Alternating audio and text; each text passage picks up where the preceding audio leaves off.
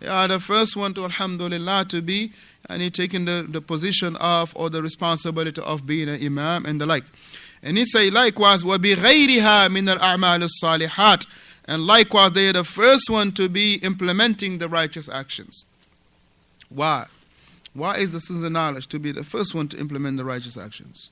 Abu Sufyan. Very good, because they study. They're students of knowledge. They study and they know. Right? So therefore they be the first one to, barakallah fikum, taking that position of alhamdulillah, righteous actions. The Shaykh hafidhahullah tabaraka wa ta'ala, he say, وَكُلَّمَا تَوَافَرَتْ مَوْهِلَاتِ الْإِمَامِ في شخص كان أولى بقيام بها ممن هو دونه. He say, the more you will find in a person all the prerequisite of being an imam in a person, he say he is the first one to be appointed. The more you find in a person the qualification of being an imam, then he is the first one to be appointed. Right? Let's say if we're all here, alhamdulillah, for instance, that he has this. Abu, come here. Come here. Is your ride outside? Come sit right.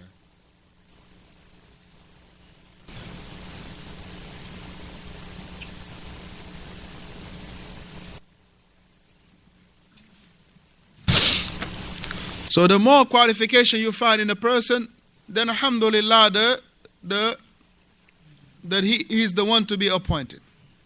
Right? The more qualification you find in a person, he is the one to be appointed before anyone else. So yep. So let's say alhamdulillah, all of us, we have some type of qualification to establish to be the imam. Then we got to look in other details. Right? Let's say we all, for instance, memorize the Quran, for instance. Right? Now there are other things that now come to play. Let's say, right, who understand the issues of the salah better than others. If we all be at the same level, now we'll look who has more understanding of the sunnah in general, who has understanding of the deen in general. Even to the point, if we all equal in regard to the qualification, who is older? Who is older? Right? Huh? No, that is not the first choice. Because indeed, some of the companions that used to lead the salah, they were the youngest one in their village, or they were the youngest one in their whole tribe, and the Prophet appointed them to be the imam. Not because they were older, because that the first criterion was with them. Knowledge. And we know that alhamdulillah, back then, for the person to memorize 10 verses, he know the action and the knowledge in those 10 verses. It's not unlike us today. When a person can memorize a whole surah, but he doesn't know what is the meaning of Surah Al-Fatiha. Many of the Muslims that pray, alhamdulillah, memorize Surah Al-Fatiha, do not know what is the meaning of Surah Al-Fatiha. Abu, sit down. Many of the Muslims that read, alhamdulillah, Surah Al-Fatiha do not know what is the meaning of Surah Al-Fatiha. That's a fact. Right? So the Shaykh hafidhahullah tabarak, he say, bal. He say, يتعين عليه القيام بها إذا لم يوجد غيره. He say, but rather, if someone has more qualification, right, then he is the one to be appointed. He say, but rather, يتعين عليه, it should be directed to him if no one else is found. Meaning someone that have higher qualification than him. Someone that has higher qualification than, or more qualification than him, or more prerequisite than him. So he mentioned hafidhahullah, and we'll start with this paragraph right here. He say, the one that has the first criteria or the first qualification, the first the first thing that is important to have in an imam. He say قراءته أو القراءة لكتاب الله تعالى, that he is someone that has from the Quran, right? That he has some from the Quran, that he, alhamdulillah, has some from the Quran. And he say وهو الذي يجد قراءة القرآن, it is the one that, alhamdulillah, is found with him that he has the recitation of the Quran. He say بأن يعرف مخارج الحروف. Number one is that he is knowledgeable, or he has the proper pronunciation of the Quran first. Yes, he got some memorized, but with the proper pronunciation, right? With the proper pronunciation, not to be misplacing or mismatching the different letters or the different huruf and the likes of this. But he has to have what is called makharij al-huruf. He must have a good pronunciation first and foremost. وَلَا يَلْحَنْ فِيهَا, and he does not make what you call al-lahn. Al-lahn, barakallahu fikum, is those mistakes that are very detrimental in the recitation. Right? Meaning making those mistakes that are changing the meaning, changing the wordings. طيب. ويطبق قواعد القراءة من غير تكلف أو من غير تكليف. And he, walhamdulillah, he brings about all the qawaid, all the principles, all the rules of recitation. He brings those, right, without overwhelming himself. Meaning he has it. It's not something that he is struggling with it, but rather he has it. It is known to him. He studied it and he has it. So therefore he is not to be making on no lahn, meaning no mistakes in the qira'ah, by changing the letters or changing the huruf, or not bringing the huruf where they need to be brought. طيب.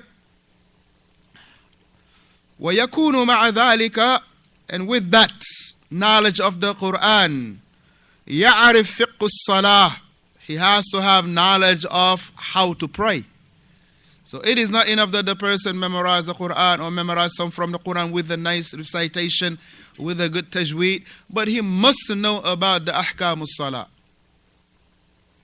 And sometimes, barakallahu fikum, you can be surprised. Little detail can be a proof that a person doesn't know about the rulings of the salah. Little details can show that a person doesn't know about the rulings or the ahkam of the salah. He say, وَمَا يَلْزِمُ فِيهَا, and those matters that are binding upon the salah, those matters that are of an obligation in the salah. For instance, he say, كَشُرُوتُهَا, like the shurut, the conditions of the salah, وَأَرْكَانُهَا, and the pillars of the salah, and likewise, وَوَاجِبَاتُهَا, and the obligation part, or the wajibat of the salah, and likewise those things that are the mubtilat, those things that invalidate the salah. One must know those things before he embark upon being an imam, or being leading the prayer. And this is based on the statement of the Messenger alayhi salatu wasalam, يَأُمُّ الْقَوْمِ أَقْرَأُهُمْ لِكِتَابِ اللَّهِ.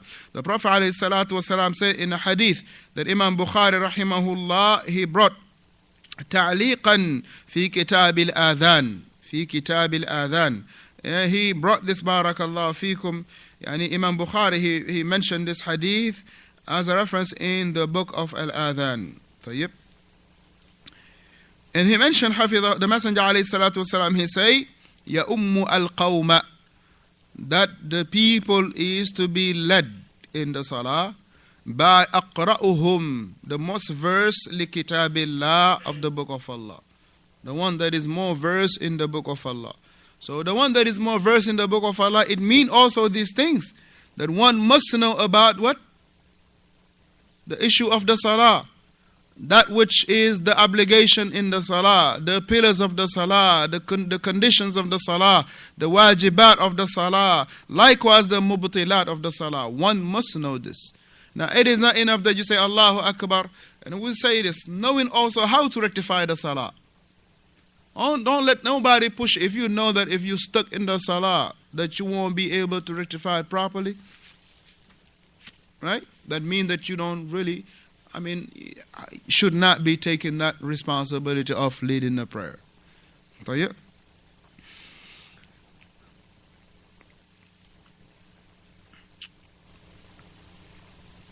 He mentioned حفظه الله وما ورد بمعناه من الأحاديث الصحيح, and likewise from any narration that came in regard to the meaning of this particular issue that we're talking about, the hadith that are authentic.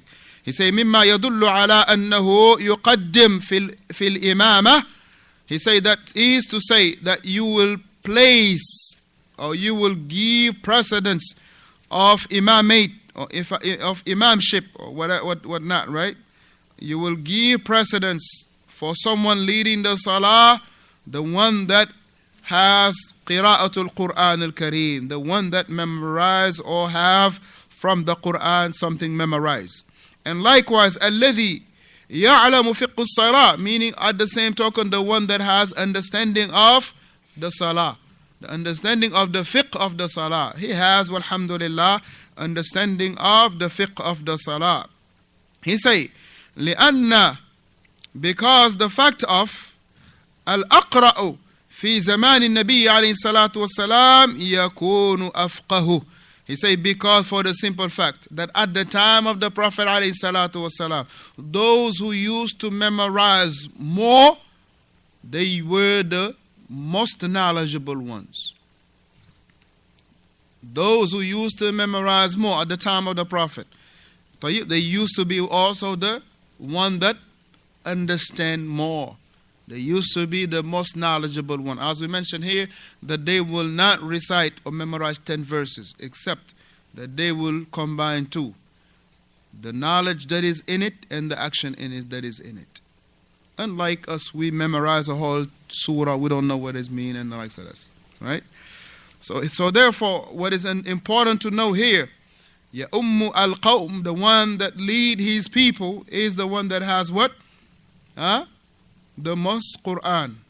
And understand also that لأن الأقرأ, the one that has more recitation في زمن النبي, during the time of the Prophet عليه الصلاة والسلام, يكون, he used to be the most knowledgeable one, the one that has more understanding. The one that has more understanding. Insha'Allah tabarak wa ta'ala, next week we're going to go after the first criterion, which is the memorization of the Quran or some of the Quran. After that, what is, walhamdulillah, that is to be brought about in regard to the imamah. Wa sallallahu wa sallam ala Muhammad wa ala alihi wa sahbihi ajma'in. Akhi, was your right here? Huh?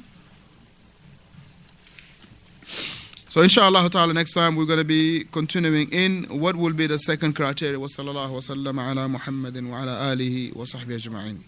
Allah yubarak fiik.